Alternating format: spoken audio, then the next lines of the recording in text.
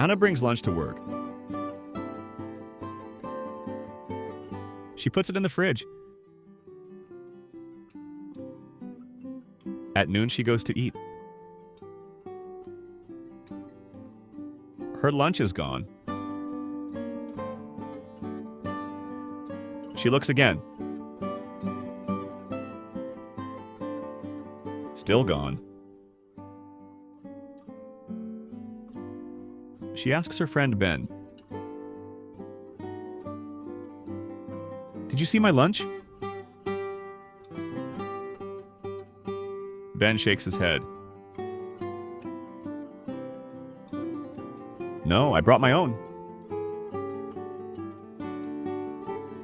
Anna frowns. "Someone took it," she says.